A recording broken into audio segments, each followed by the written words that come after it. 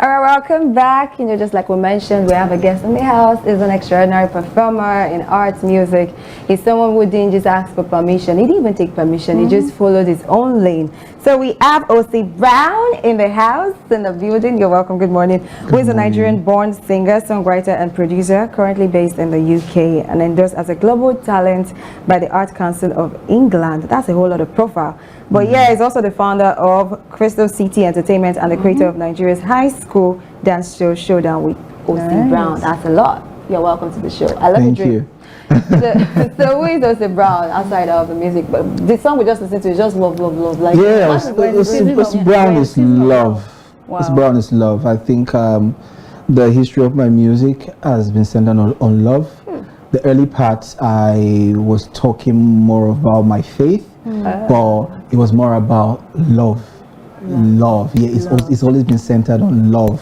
And then I grew to this phase where I'm at right now, where I'm now talking about love, as in love between us and us, man and woman. Okay, so what point did music become, okay, this is a real thing for me, rather than just a hobby? At what point was that defining moment when you said, or was it when you were a kid, or just generally when did you start really taking music seriously? I started taking music seriously when I used my own money to go record myself in the studio. I think that's the biggest step anyone can do as someone who's trying to make it. I didn't have my dad or mom or uncle or any senior person mentor me or hold my hand there, so I had to grab the bull by the horn and just move with it. Yeah, I think probably that's why I'm doing the things the way I'm doing it now. I'm just realizing on this spot. I think so too. Nice. Okay, so you're called the performer extraordinaire. Yeah. That's premium. Yeah, it's premium. Yeah. So what's that energy given on the stage? Like, what's it like? You know what we call aura? Yeah.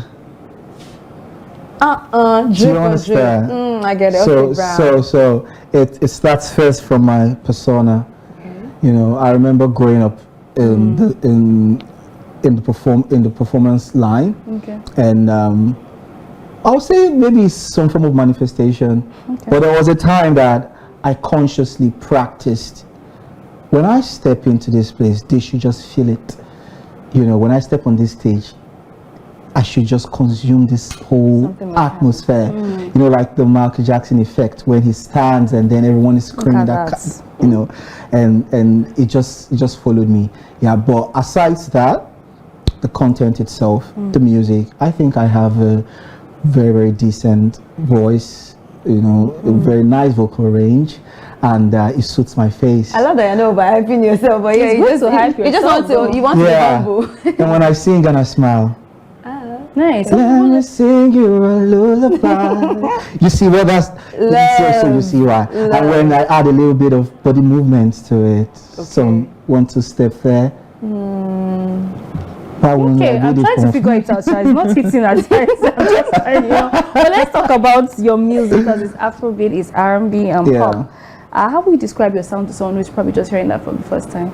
Okay, one of my greatest musical influences is Usher. So if you love Usher Raymond, of course. I almost said that, but I didn't just want to be too forward. I didn't want to be too forward. 1998. So if you love Usher Raymond, you would love me. And then it's more like Usher is like one of the kings of R&B music. So I have a lot of influences from him. Then I'm a Nigerian who was born in Nigeria, grew up in Nigeria, schooled in Nigeria. So Africa, Nigerianness is in me. Before now, we were trying to hide our Nigerianness, quote unquote, because of before we transitioned into the era where we're not playing Afrobeats on radio and everywhere. So the early artists like the P-Square, Two-Face, they did everything in such a way to really sound foreign. There was a time that we all tried to sound foreign, but now we are all reflecting and pushing our authenticity in our sound, regardless of whatever music influence you've adopted. So R&B is my first love, is what I love, but then being African and growing up in Nigeria makes it easy to infuse Afrobeats into it and makes it perfect. So if Westlife is too posh for you, or Usher is just too far for you, I've broken it down. So you just have that mix, that blend, and it's So beautiful. let's just put it this way: if Usher is too Oyibo for you, we have Ossie Brown who will make it African for you. Yeah. Nice. I like that twist to it. Okay, let's talk about the new album, Love Like Me. What's the story? Is it out? And what's the story and emotion behind the album? Yeah, Love Like Me is out. We're currently working on the part 2. Yeah, it was supposed to be a deluxe, but there's a new revelation. So yeah, because I've been writing lots of songs in the same line, Okay. so it's no longer a deluxe anymore. It's going to be a part 2 of the album, and is, like I said, like the album says, Love Like Me. So it's Love Like Me. I am genuinely in love.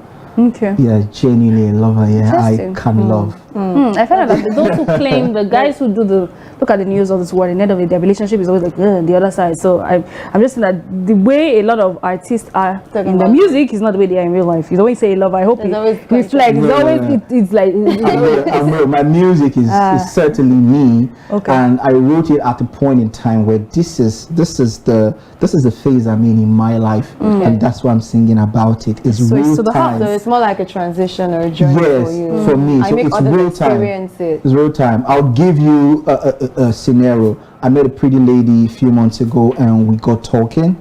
Yes, and there was this wall that she has built around her heart that was stopping her from love so true. And though she's been good, but she's been hurt by so many, and now she's preventing herself from love so true from me.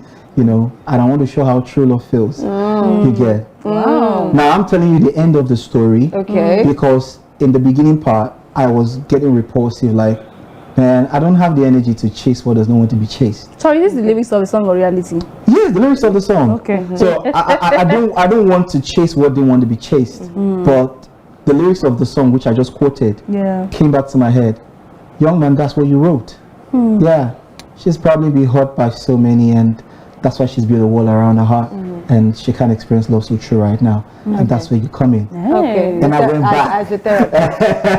The music therapist. Yeah. Okay, so looking at your album, I'm very sure that there will be a particular track that is so personal to you, since you're used to writing loads of love notes. So what Yeah. particular track is personal to you? Personal. All the songs are personal, but my personal favorite is called Right Here.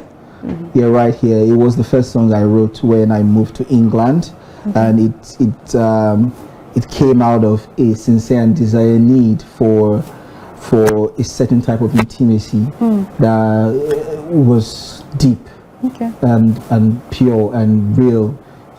This is a different case when you just want to fulfill your needs, but when you want to be with the one, it's just different. I think you know what I mean. Yeah, it feels different, and at that point in time, it wasn't about the exercise, it was about the presence, and I just began to sing, let me sing you a lullaby. I really love the Lulu mode that you carry. Oh my goodness! Why are we like this? But then again, what's it like? I mean, when you're touring different stages, how dance is the hardest? Because you also dance to, Yeah. I mean, from London to Lagos to Manchester. I mean, what's the crowd like? And who dances the best? I mean, what's it like when you tour all those places? It's beautiful. When I was a little younger, not like I'm old, but in the early phases, dance and choreography played a major part of my performances. But right now, I am in my soul era. So I'm more about showing my vocal range, that connectivity, like I want you to hear my soul, like we're doing soul to soul right now. Yeah, but in the midst of it, I've got like some fast-paced songs, some danceable songs, which I still get to, move a little bit and show you that I still do body. Yeah, but in this phase, I'm more about showing vocals, showing dexterity, showing spontaneity, and because right now I'm producing my own shows. So I don't have like, say, oh, you've got 20 minutes. I've got the time in the world, to tell stories, to engage with the audience, you know, that spontaneity for me, you know, and just enjoying myself on stage and creating memories for a lifetime. It's where I'm at right now, and it's beautiful. So, I really want to understand why it's really important for you to, you know, run your own music, because you own your label, Crystal City. Why it's important to you to have your own music and business, to run it on your own? I mean, first of all, if you believe in what you're doing, you would put in your best. The Bible says where your treasure is, there your mind will be. I just spoke about how that from the beginning, I paid my first studio session with my own money, directed myself, found my way through. And if I can believe in myself enough, then anybody can invest in me. Because I mean, just like Davido, he's got his own stuff, but he's still got international labels, you know, and that's like where I'm going. So it could be with maybe one of these big ones soon. Yeah, so, and I think with what I'm doing already, I've got structure, you get, so just bring those billions here, because it can flourish here. You know, the records are popping, the tours are going. I mean, people have hit songs and start thinking of where next to go. I'm not thinking of where next to go. Yeah, it's the road is clear. Nice. Yeah, it's I mean, even good, without having a major label backing, I mean, how challenging is it, you know, pulling up a world tour? I'm just trying to say, because in retrospect, music is very expensive. It's very challenging. It's blood, sweat, and tear. It's cost me everything that I have, and the pride is that I would always say, if this was where I ended, would I be happy? And that is the energy I put into what I do. After my London concert last year, May, you know, I still had a couple of shows that I had to cancel because I lost my sister, and had to take some time to grieve. I mean, the grief never ends, but part of the motivation to get back on stage was having invested a whole lot, and I cannot let the momentum dip. You know, my mom had to question one time, what are people going to say? It's only a few months since your sister was buried and you're back on the road. And I said, Mommy, I understand where you're coming from, but music is a job, and you don't know how much it's costing me, but maybe I'll tell you for the first time that this is costing a lot of money, and I have to be on the road to, you know, recoup that and figure this out. Like when you lose somebody, even if you're grieving, after a while you still have to go back to work. So I'm going on stage, it's work for me. It's not me gallivanting, it's not just me having fun, it's work, you know, even if work seems, you know, performatively fun. So I'm really so sorry for your loss. Thank you. So then, talking about, from all indications, talking about all that you've actually explained now, from all indications, you have a heart to pay it forward. Now let's move down to the young creatives. You know, you created a particular talent competition.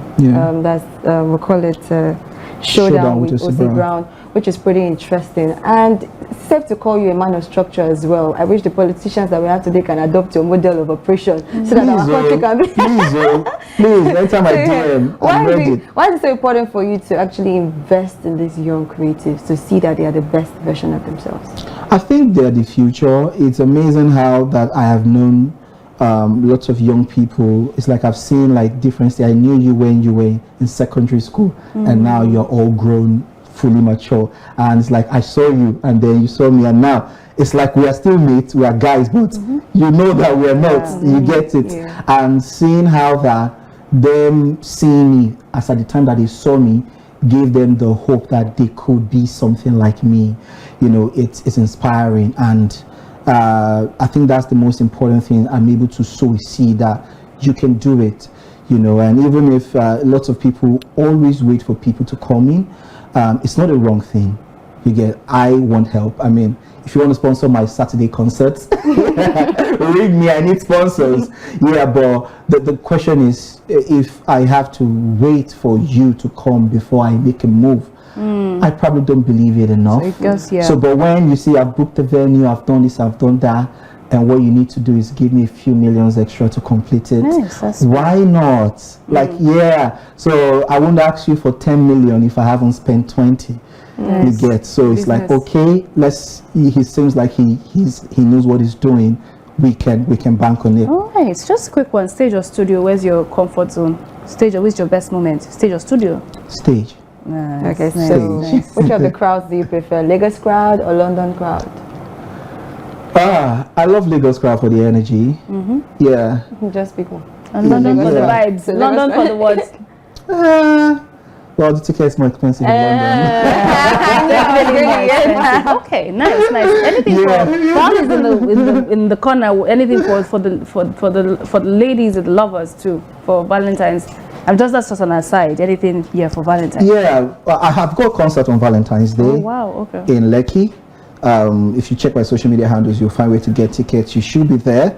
I'm looking forward to somebody proposing Okay. live there, because we're creating a special atmosphere of love there with all of us. We'll just put our energies together, and I will be singing a couple of new releases from the part 2, like Love Like Me Too. So you'll be hearing those songs for the first time. Wow. Meanwhile, if you get the ticket early, you get like a private link to listen to the songs before that day. It's like a special privilege. So you hear the songs before the rest of the world does, and you perform it with me for the first time before the rest of the world does.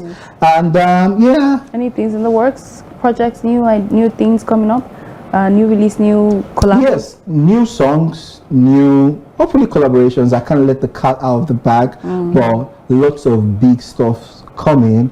I think lately I've been getting lots of love, getting lots of spots, lighting and mentioning. So people are always watching. You just need to stay consistent. Yeah. Those that are not joining you now will join you. There are people that will grow with you, and there are people that will clap while you're on top and they're looking from downwards. And everyone just chooses where they be. So for young people out there, it could be stressful when you're trying to get people to support you, to go all about, but I mean, it's fine. Just push. You know, those that will join you. Those that will say, I knew him, and shout, Ayodeji Balogun, and you're walking. You can't remember you because the time couldn't. Just short question. What's your issue with P Square? My history with P Square. Issue with P Square. Yeah, just very short and before we wrap up. Yeah. Now you have proven to be an exceptional journalist.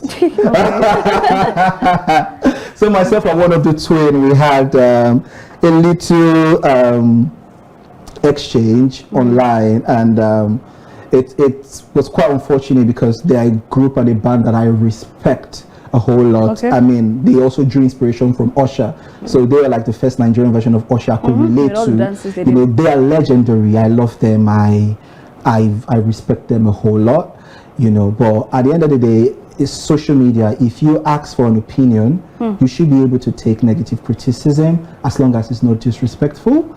You get, so he asked for an opinion about certain works he was doing, and I aired my honest opinion as a diehard P Square fan who has the right to say, dear Peter, if you want to release new music, please release new music and leave the old P Square for us as it is. Those songs are precious. And that's investing, because those songs are precious. If you're not going to make a better version of an iconic song, do not spoil it. Man, you just hit it. That is it. And I'm saying on national TV, Peter Okoye, I love you. Paul, I love P Square. I don't want to die for P Square. They're not I love P Square. Yes, it's fine that they're not together again. We cherish the memories of what P Square was, and we are happy that you both are pushing your new paths. You can do it without hurting it, and you must realize that when God blesses you to a point, what you're doing is beyond you. And if I ever get as big as P Square by God's grace, I'm bigger than that. So anyway, Sha, that hurt your nerve, bro. They took that personal, but we need to wrap up now. Real quick before we let you go, what's one word that describes Otty Brown 2026? Pardon? One word that describes you. One Love. word. Love. We got to wrap up now. See you on Saturday, Valentine's Day. Thank you so much, as it was nice, a ball of energy. We need to wrap up on this segment. We'll take a break. When we come back, we have more interesting conversations on the show. Yeah, thank you.